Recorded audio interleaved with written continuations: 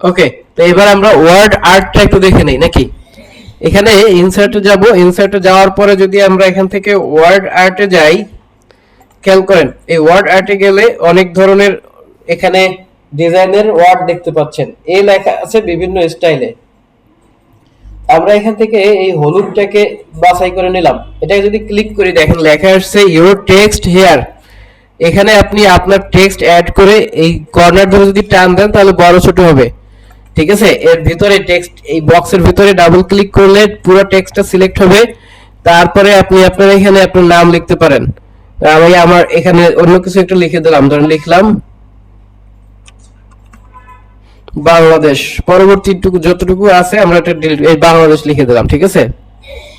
এটা কিরকম হয়ে গেল, এই স্টাইলের হয়ে গেল। ওকে, আমরা চাচ্ছি এখন এটাকে চেঞ্জ করব। এটাকে চেঞ্জ করার জন্য দেখেন ফরম্যাট, উপরের দিকে ফরম্যাট অপশন ওপেন হয়েছে, এই ফরম্যাট অপশনে ক্লিক করলে চেঞ্জ করার মতো কিছু অপশন আমরা এখানে পাবো। এখন কাজ করবেন না কেউ, খেয়াল করেন এটাতে আসার পরে দেখেন এখানে আছে টেক্সট অ্যালাইন, তারপরে আছে টেক্সট ডিরেকশন। টেক্সটটা যদি আমরা অন্যভাবে লিখতে চাই, ধরেন এইভাবে লিখতে চাই, তাহলে কি হয়ে গেল, এটা এরকম এইভাবে ডান উপর থেকে নিচে চলে আসলো, এরকম লেখা হয় না আমাদের মাঝে মাঝে। এটা কিভাবে করলাম, এটা আপনি যে কোনো লেখার মধ্যেও করতে পারবেন, ঠিক আছে। এই যে এখানে অ্যালাইন, অ্যালাইন থেকে এভাবে উপর দিক থেকে নিচ দিকে করে দিতে পারবেন। অ্যালাইন টেক্সটে এসে আপনি এখান থেকে টেক্সটকে সেন্টার করে দিতে পারবেন। সেন্টার করে দিলাম, অ্যালাইন থেকে সেন্টার হবে। এরপরে আসেন এখানে আর কি আছে, এখানে আর তেমন কিছু নাই। ওকে, স্যার এই ঘোরানোর অপশনটা আপনি যে এখান থেকে পাইছেন, যে আপনি না বলে পরে আর খুঁজে পাই না, কারণ আমি তো এত ছোট। আচ্ছা এখান থেকে, আচ্ছা ওটা আমি পরে সামনে এসে বলে দেবো। যেগুলো দেখতে পাচ্ছেন না ওগুলো একটু পরে কাছে আসবো তখন বলবেন, ঠিক আছে। আচ্ছা দেখেন এখান থেকে আমরা এই অপশনগুলো পাইলাম। এরপরে আরেকটা অপশন আছে এখানে, আমরা এটাকে রোটেট করে এটাকে অ্যালাইন ঠিক করে টেক্সট ডিরেকশনটাকে আগের মতো করে নিলাম, ঠিক আছে। টেক্সট ডিরেকশনটাকে কি করলাম, আগের মতো করে নিলাম। এখন এই লেখাটাকে একটু উপর নিচ থেকে যদি টান দিয়ে নিয়ে আসি তাহলে সাইজগুলো ছোট বড় করা যাবে। এরকম থাকা অবস্থায় আমরা এখান থেকে টেক্সট ফিল নামে একটা অপশন আছে, দেখেন কি আছে এখানে। টেক্সট ফিল থেকে টেক্সটের ভিতরের কালারগুলো চেঞ্জ করে দিতে পারবো। এরপরে আছে টেক্সট আউটলাইন, এটা থেকেও টেক্সটের বর্ডারগুলো ক্লিয়ার চেঞ্জ করতে পারবো। তারপরে আছে দেখেন এখানে আছে টেক্সট ইফেক্ট।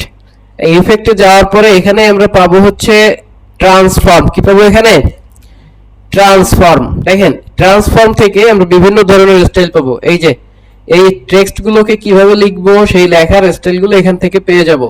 ধরেন আমরা চাচ্ছি এই বাংলাদেশ লেখাটা এরকম ঘোরানো পেছানো লেখা থাকবে, ধরেন আমরা এরকম লেখাটা চাচ্ছি। দেখেন লেখাটা একটু বাঁকা হয়ে গেছে না, বাঁকা হয়ে গেছে। এখন এইখানে দেখেন একটা এডিটেবল পয়েন্ট আছে, এই পয়েন্টটাকে ধরে আপনি যদি এটাকে ছোট বড় করে দেন, দেখেন এই যে এটা এরকম করে উপর নিচে টান দিলে এটা এরকম গোলাকার হবে, ছোট হবে, বড় হবে। দেখেন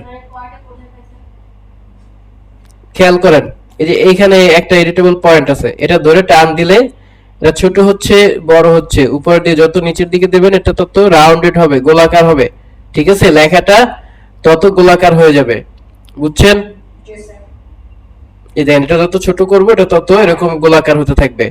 তারপরে এইটা ধরে যদি টান দেই তাহলে এটা এরকম করে গোল হবে বা আরো লম্বা চওড়া হবে, বুঝছেন। এটা থেকে আমরা এডিট করতে পারবো। এটা যদি অনেক ছোট করে দেই তাহলে এটা ছোট হয়ে যাবে, এই যে ছোট হয়ে গেল। তাহলে আমরা ওয়ার্ড আর্টের মাধ্যমে কিভাবে লেখাকে কার্ভ করতে হয়, লেখা ছোট বড় করতে হয় এগুলো দেখলাম। লেখার মধ্যে কিভাবে ইফেক্ট দিতে হয় এটা আমরা এখান থেকে জানলাম। আচ্ছা তাহলে আমরা কি জানলাম এখান থেকে, ওয়ার্ড আর্ট। ওকে, ওয়ার্ড আর্টের পরে এখানে দেখেন আর কি আছে অপশন, এখানে আছে ডেট এন্ড টাইম। এই ডেট এন্ড টাইম কিভাবে অ্যাড করে এটা আমরা আগে দেখেছি না। কিবোর্ড থেকে কি প্রেস করতে হয়, অল্টার শিফট ডি প্রেস করলে ডেট ইনসার্ট হবে, এবং কিবোর্ড থেকে অল্টার শিফট টি প্রেস করলে টাইম ইনসার্ট হবে, ঠিক আছে। ওকে।